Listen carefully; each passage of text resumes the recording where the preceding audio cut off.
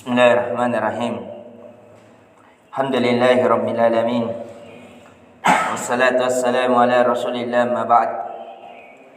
Allahumma nas'aluka ilman nafi'an wa rizqan thayyiban wa amalan mutaqabbalan. Assalamualaikum warahmatullahi wabarakatuh. Alhamdulillah, Allah Azza wa Jalla kembali memberikan kesempatan kepada kita semua untuk dapat terbangun di hari-hari yang mulia, yang dimana seandainya seseorang bisa untuk memberikan seluruh hartanya untuk bisa hidup satu hari saja, pasti ia akan memberikannya. Namun sekali lagi, memang jam bisa dibeli, tapi hakikat di dalam jam adalah waktu. Itu tidak bisa dibeli, walaupun dengan apa yang kita mau bayarkan. Maka dari itu hendaknya kita mensyukurinya, dari bentuk kesyukuran kepadanya dengan cara memanfaatkannya. Karena Allah tidak menginginkan kita menghitung nikmatnya, khususnya nikmat waktu. Akan tetapi Allah menginginkan kepada kita dalam mensyukurinya. Wa in ta'uddu ni'matallah, kata Allah Azza wa Jalla, tuhsuha. Jika kalian ingin menghitung, ingin membilang nikmatku, kata Allah, kalian tidak akan mampu. Berapa banyak nikmat pada akal kita, nikmat pada kesehatan jasmani kita, nikmat akal, nikmat keluarga, nikmat dan nikmat, itu tidak bisa kita bilang seluruhnya. Maka dari itu bukan tugas kita untuk membilangnya, tapi tugas kita adalah dengan cara mensyukurinya. Dan di pertemuan kali ini kita telah memasuki dari kaidah yang kelima, yang menyempurnakan kebahagiaan kita hidup di dunia, alam barzah dan akhirat. Setelah mengetahui hendaknya kita kaidah yang pertama, mentauhidkan Allah Azza wa Jalla, beribadah hanya kepadanya. Dan kaidah yang kedua, meninggalkan segala jenis kesyirikan. Dan kaidah yang ketiga, hendaknya kita memahami mana ilmu dan yang mana bukan ilmu. Mana seorang alim yang rabbani dan alim yang hanya mengikuti syahwat. Dan di pertemuan kali ini, kaidah yang selayaknya untuk kita pegang adalah bayanullah subhanahu li awliyai. Hendaknya kita jelas di dalam kehidupan, dalam pikiran dan amalan kita, yang mana wali-wali Allah Azza wa Jalla dan yang mana wali-wali syaitan. Di antara wali-wali Allah Azza wa Jal itu terdapat dalam surat Yunus, dari sifat dan akhlaknya.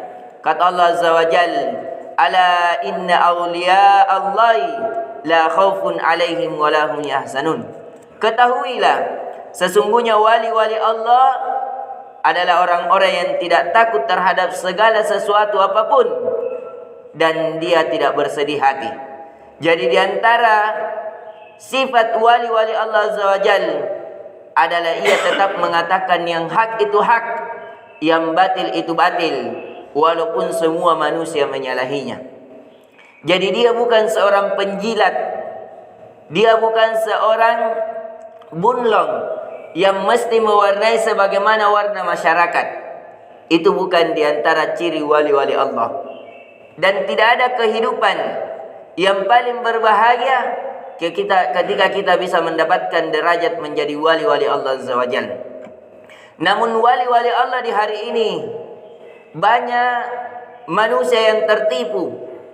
Ia mengira wali-wali Allah, padahal dia adalah wali-wali syaitan. Maka dari itu Al-Quran memberikan syarat. Karena kata ala di dalam Al-Quran, ini namanya an-nida wat tambi wat tahsir. Seperti ala bidzikrillah, litambi, memberikan peringatan, wat tahsir, memberikan kekhususan. Ala bidzikrillah tatmainnul qulub. Ketahuilah hanya dengan mengingat Allah hati menjadi tenang. Artinya selain daripada yang mengingat Allah, pasti hati tidak tenang. Baik dalam ucapan, amalan maupun perbuatan. Sebagaimana di sini, ala inna auliya Allah. Ketahuilah sesungguhnya wali-wali Allah la khaufun. Mereka tidak takut. Tidak ada rasa takut pada dirinya. Alaihim walahum yahzanun. Dan mereka tidak bersedih hati. Jadi sedikitnya dunia yang ia dapatkan itu tidak mengganggu kehidupannya. Mengapa? Karena dia memiliki Allah yang Maha Kaya. Dia cukup berdoa hatinya sudah tenang. Dan ini adalah ciri-ciri yang mesti kita ketahui, bahwasanya wali-wali Allah adalah yang tidak takut, yang tidak memiliki rasa sedih di dalam kehidupannya. Dan di antara ciri sifat lain dari wali-wali Allah Azza wa Jal, alladzina amanu wa kanu yattaqun. Wali-wali Allah adalah yang beriman kepada Allah, yang beriman kepada Rasulnya, yang beriman kepada hari akhirat, yang beriman terhadap surga dan neraka, yang beriman terhadap adanya malaikat. Wa kanu yattaqun. Dan mereka bertakwa kepada Allah, menjalankan segala perintahnya dan menjauhi segala larangannya. Itu adalah wali-wali Allah. Maka dari sini jelas bagi kita mana wali-wali Allah, mana wali-wali syaitan. Adapun wali-wali syaitan yang mereka takut hanya kepada manusia, yang mereka kehidupannya bersedih selalu. Kenapa? Karena manusia tidak memujinya. Di antara sifat lagi wali-wali syaitan, yaitu yang tidak beriman. Jadi dia menganggap wali, kalau sudah sampai pada suatu makam, dia mengatakan tidak perlu beriman kepada Allah, tidak perlu lagi melakukan ketaatan sesuai dengan sunnah Rasulullah sallallahu alaihi wasallam, tidak perlu lagi solat, tidak perlu lagi puasa. Itu banyak di kalangan kita yang menganggap wali-wali Allah, dia meninggalkan solat, dia menghalalkan yang haram dan mengharamkan yang halal, dan dia tunduk kepada kuburan-kuburan wali-wali yang mereka anggap wali, dan tidak pernah tunduk kepada Allah. Dan ini adalah tipu daya, dan ini adalah tanda-tanda wali-wali syaitan, bukan wali-wali Allah Azza wa Jal. Dan di antara sifat wali-wali Allah Azza wa Jal, yaitu adalah mereka azillatu 'alal mu'minin, a'izzatu 'alal kafirin. Di antara wali-wali Allah yang mereka memiliki sikap dan sifat lemah lembut, sifat tunduk kepada sesama orang-orang yang beriman, dan mereka memiliki sifat yang tegas kepada orang-orang yang kafir dan orang-orang yang melakukan kekafiran. Itu di antara wali-wali Allah Azza wa Jal yang harus kita perhatikan. Inti dari wali-wali Allah adalah mereka yang beriman dan bertakwa kepada Allah. Artinya siapa yang menyalahi keimanan dan ketakwaan, dan ia menganggap wali dari wali-wali Allah Azza wa Jal, maka dia sebenarnya dari wali-wali syaitan, yaitu yang tidak melakukan keimanan, tidak melakukan ketundukan kepada Allah, dia hanya melakukan ketundukan kepada sesama makhluk. Maka hakikatnya dia adalah wali dari wali-wali syaitan. Dan itu banyak, khususnya di Jawa, banyak yang mengatakan ini adalah wali Allah, ini adalah wali Allah, harus melakukan ke ini. Padahal itu tidak terjadi. Dan di Makassar begitu pula, banyak di sekitar Goa yang mengajak kepada peribadatan kepada Sayyid dan selainnya. Padahal Sayyid Yusuf sendiri, ketika kita mempelajari sirahnya, beliau adalah orang yang soleh, beliau adalah orang yang beribadah kepada Allah, beliau adalah orang yang beriman, beliau adalah orang yang bertakwa.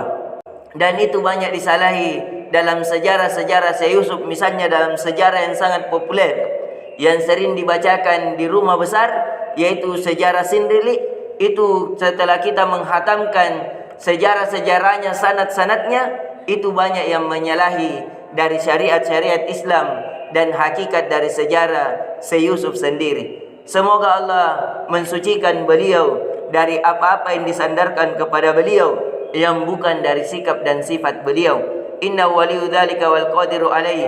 Maka dari ini, di pertemuan subuh ini, hendaknya kita mengambil pelajaran untuk bisa membedakan mana wali-wali Allah Azza wa Jal dan mana wali-wali syaitan, sehingga kita tahu yang mana yang kita ikuti, yang mana yang kita agungkan, yang mana yang sebenarnya hakikatnya bukan pada seseorang pada fisiknya.